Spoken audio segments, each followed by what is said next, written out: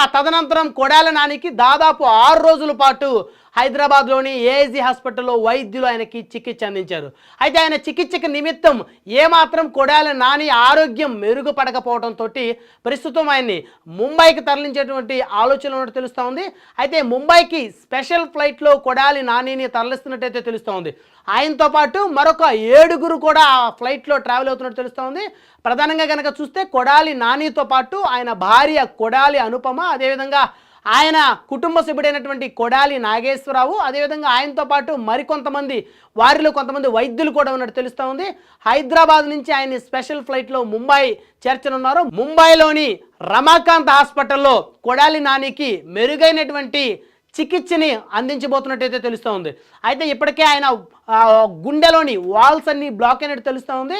అయితే ఇక్కడ సర్జరీ చేయాలని కొంతమంది, చేశారని కొంతమంది చెప్తున్నటువంటి పరిస్థితి ఉంది.